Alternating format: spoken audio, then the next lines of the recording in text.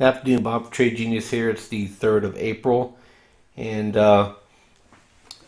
market took a little bit of a swoon, and then they took the last hour and a half and tried to ramp it back up, first of the month, first of the quarter. But my view is I think we'll see lower lows than we saw today before this week is out. Ford Motor Company reported absolutely atrocious automobile sales, and I've been saying this for months and months and months. Everybody is broke. BROKE, no money. And now they can't even get credit. I mean, I'll leave the person out of it, get a car that had bad credit, 30% interest rate. 30%. It's a crime. They shouldn't be allowed to do it. They just put these people in such horrible positions. And all this easy credit does is raise the price of the car. You never get a deal. Low interest rates, higher asset prices. Higher interest rate, lower asset prices. It's just all it is a mirage to make you think things are getting better. But now they hit a wall. We are at the Keynesian wall. I don't know how to say this. People cannot afford anything anymore. And I mean, this is going to be absolutely brutal, and it doesn't even really matter anymore. If the rich gave up all of their money right now, it just won't matter. There's just not enough currency out there to keep this thing from imploding. I just don't know how else to say it. And unless they can create more currency, not more credit, then we're in for big trouble. And these are just the earthquakes. You're just going to see more and more and more and more. I don't know. I think I'm cursed with being able to see too far into the future sometimes. But back to trading. I just want to tell people we got as good as we got, okay? And you need to take some chips off the table. We're going to get a good correction here. We may pop again, but it takes twice as much money to make up for a loss. So I highly doubt we're going to be blasting up much more than the new highs, even if I'm absolutely wrong about everything. So just bear that in mind. I'm going to go through the charts here, high to low volume, and just point out anything interesting. If I don't think there's anything interesting, I'll just skip over my stocks on my watch list. XLF, hey, it's down, a little squeeze at the end here, but once it breaks below that red line, then we're dropping. Okay, so it was a kick save. That's the 100. By the way, that red line is the 100-day moving average that has been optimized for a 2-hour chart. So once you see that red line break on the financials, and we get a close below that, then start looking for bad news here. SPY, it is a channel here. You see the channel. So my view here is this is continuing to move. We're underneath the VWAP. We're over the 100, but we're gonna do this. Okay, that's my view. And they spent a lot of energy trying to ramp this thing last week, and we're going into some pretty wild news this week. And then the political front too, with Susan Rice, and all that stuff. I think things are going to get really, really, really ugly in the political world, and it'll boil over into the economic world. The VIX got a pop on the VIX, up 0.5% today, and my expectation is that we'll push higher yet on the VIX before we have a chance to short it again. I'm talking about more like a swing short, not a day trade. Emerging markets, I have really no comment on it today. GDX, we're in GDXJ. Look at that. It's breaking up over that 100-day moving average. I'm telling you, once miners, and gold's already over it. I think silver is. I'll check on gold in a second. Then miners are going to boom. We're in GDXJ, and I'm watching SLW for an entry. IWM, I'm shorting this with credit spreads. I have an IWM put for April at 132, which I rolled down from 133 last Monday. And my expectation is that we will be sub 130 on IWM, even if I get to roll that put out one more month. Small caps, I think, are in trouble. Now, if I'm wrong, this is a cup, this is a handle, then we're going to go from 134 to 138 to 144. Just so you know, I'm not being myopic here. I'm talking my book. That's what I believe. But if the data changes, that's a possibility out there. I doubt it though. It climbed back under VWAP again today. It's going to be squeezed by that moving average, so we'll see what happens. Chesapeake Energy is just hovering underneath the 100-day moving average. If it pops over $6, natural gas was kind of weak today, then it'll get my interest again. I think these things have these tendencies that they just go gap and goes. They jump over these moving averages and then they fly. A lot of people wait for them to retest. So we're going to keep an eye on that. If I forget, just make a mental note to yourself. Hey, we get a close over 604, 605. You may want to take a shot at Chesapeake. Nugget, we sold out yesterday, Friday, and took our profit on it. Had a nice move today, but we already had another minor position, so I didn't try to day trade this one again. We talked about volatility. I think we're going to keep pushing up higher. I don't think it's a one-day wonder. Southwest Energy had hit pretty hard today, which is interesting. Had a good run though. It supported at VWAP. I didn't chase it because I didn't like the action today at all in the market, and I'm just afraid it's just going to be a flush and it'll take everything down with it. So I'm kind of waiting on that. XIV went all the way down almost to the VWAP, and then they popped it into the close. I bought at 71 and I chickened out at 71, like, I don't know, 19 or 20, something like that. And then it fell again a little bit, and then it just rocketed into the close, but I didn't chase it. So we'll see. My hope is that it's going to vindicate me by going down the next 2 days into the China meeting, and we'll get a chance at the payroll report to see if we can get another move on it. XLE, back up to VWAP. I'm looking at momentum here, still climbing. Money flow is not really doing much. And so waiting to see what oil does, see if this thing climbs up any higher.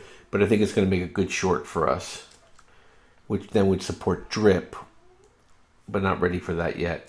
Here's GDXJ, we're in it. Moved our stop up. I think we keep climbing. This might be one if I'm just patient with it and just slowly move my stop up. This may pay me big. So I have a tendency sometimes just to cut and run on some of these trades because the way they've been just regressing to the mean all the time on us. But this could be the move. April is a good month for metals and miners, so we'll see if we climb over that moving average at around 37.5. We can really get going. There's a lot of bottled up pressure on the miners and metals. Twitter, not going to talk about that. XLK, just more of interest to me. This is where they use a funding source. Natural gas drifting down. I'll probably buy the next dip on this when it settles. Weather's not getting better in the East Coast. I think it's going to support the drawdowns and storage, and I think it's going to support pricing. Gold, yeah, I'm right. It is over the 100-day moving average, and it's just grinding. We may get a push back down to here. We'll see. And that'll be good support and see where it goes from there. But usually the week of the payroll report, by Thursday, they have this thing sold down.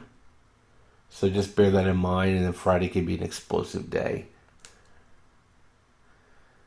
Not going to talk about IYR. Beer flag on discretionary. They shouldn't even call it XLY. They should just call it Priceline is on. That's all it is. Priceline and Amazon, and they make it discretionary income. It's not. This is another way to fool you. People don't have any cash. Yep, silver's doing good too. Steady Eddie. It doesn't move fast enough for me to trade, but it helps me understand where the things are. Mosaic, I like this. It keeps trying to hit that 100. As long as it holds these lows, it's been in these low 28 area. My stop is in the 27s. I'm willing to be patient. Once it climbs over, this thing could be up 10-15% in a second. So I like Mosaic a lot. Been trading it for years. Okay, we got weakness in the biotech. We're in BIS. I'm looking for it just to continue to fall.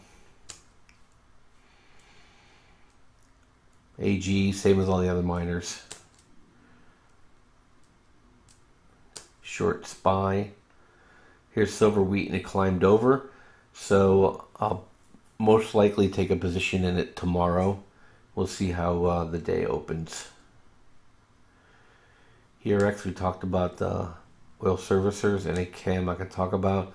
TWM, we're in TWM. We got stopped up for a loss last week, and then we got back in again on Friday at 22.55, I think. I have to just double check. And so it hit the VWAP and kind of stalled, but this move's not done. I think small caps are going to have continued weakness. And drip, this is just really weird. Look at straight across for triple. It just kind of makes me scratch my head a little bit. I just don't know if they're going to push oil again at all. But I think on any weakness on drip, when we get momentum back down underneath that green line, I think it'll be time to buy drip again. Oil hit the VWAP and bouncing down off it. There's no reason why oil shouldn't be 10% lower here anytime. Dollar started up higher and ended up flat.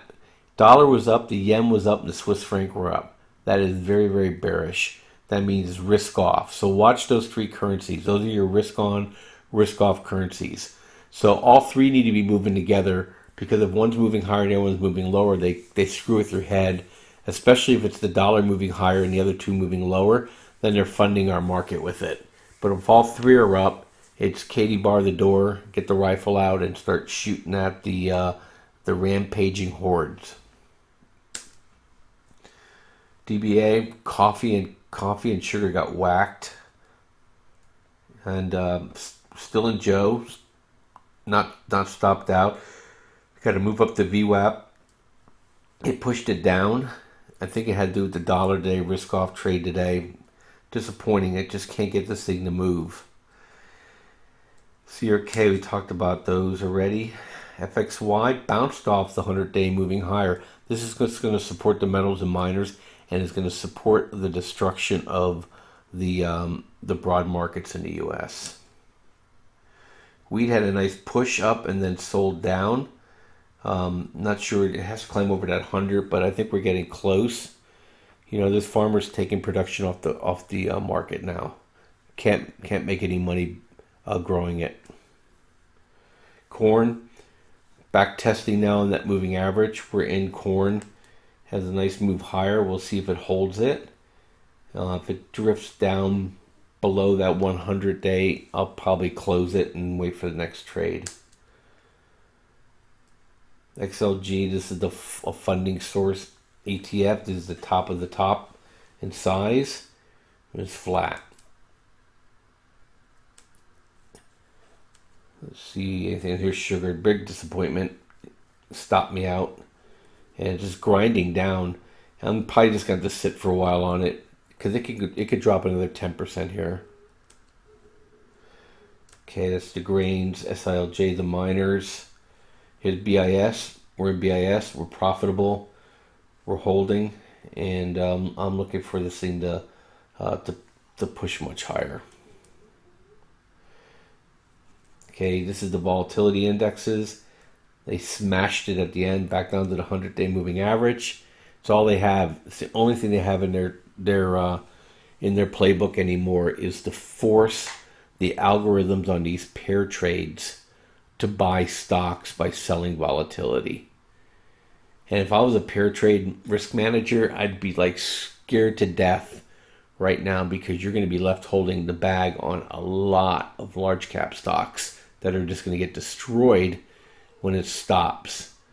Hopefully you guys are modifying your programs and maybe modifying your legal documents too, because I think you guys are going to get destroyed. Okay, and that's it.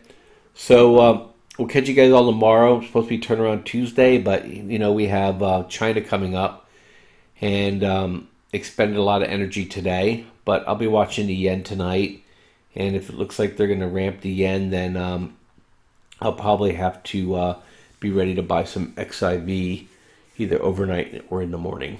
Thanks, guys. I'll catch you later. Bye.